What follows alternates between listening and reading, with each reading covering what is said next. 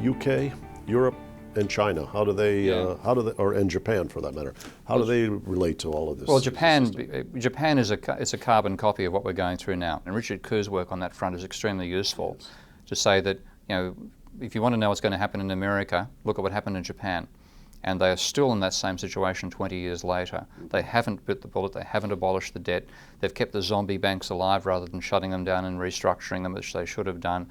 America's reproducing the same mistakes, so that's Japan. England, it's hard to get as good data on England as you can on Australia and America, unfortunately, but it appears that the level of private debt of the non-financial sector in England is actually higher than America.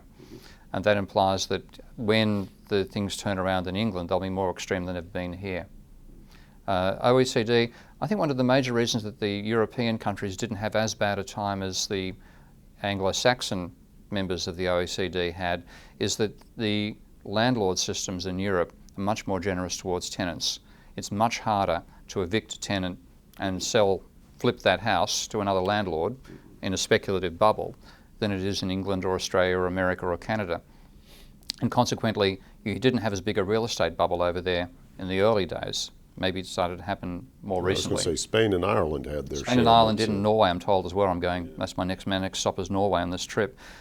So without the potential to speculate on real estate to the scale you could in America and Australia and England and also those two other exceptions in Europe, you didn't have as big an accumulation of private debt, and therefore you don't have as much of a destruction going on. Yeah. You also had, certainly in France and Germany, much less relocation of production to third world production bases.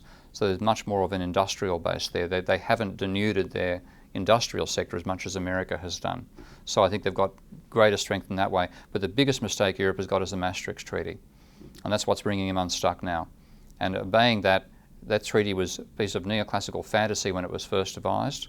The idea that budget deficits shouldn't be more than 3% of GDP and accumulated government debt couldn't be more than 60% of GDP. They were insane rules, which compounded by the fact that the European Central Bank isn't really a central bank. It funds the actions of the European Parliament, but not of the European nation, effectively. It's as if the central bank here, the Reserve Bank, only funded what happened in Washington and left the states to fend themselves.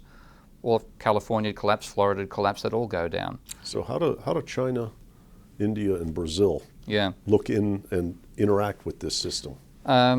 Coming from China in particular is a fascinating case. I was actually in China 30 years ago. They said their idea was that they wanted to relocate production, industrial production from America in particular, to China. They'd seen the rest of the third world do this before them, but they hadn't made sure they got ownership of the capital.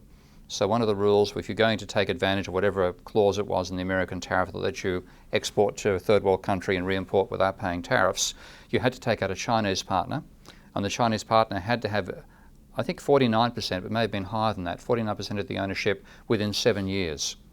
And then under those conditions, you could actually relocate to the free trade zone. Well, the wage costs were so much lower that even with that loss of effective ownership, many American corporations took advantage of it. And you then had the both transfer of industrial power and intellectual know-how as well to China. One of the most sophisticated developments of an industrial structure in human history has been done by the Chinese. So, and at the same time, it's still a communist country. And I don't think enough Americans, certainly enough Australians, are aware of the power that the Communist Party still has there. And that means that if they wish to break rules that a capitalist nation has to follow, such as, for example, not honouring debt, abolishing debt when they want to get rid of it, they'll do it. So I believe they're in a bubble. If they've got a property bubble and they've got an industrial structure bubble, their investment sector is far too big. So that effectively is a form of physical leverage. So at some stage, I think their real estate bubble and their industrial bubble has to burst. But when it does burst, what they will do will be totally different to what America would do. They won't pussyfoot around over there.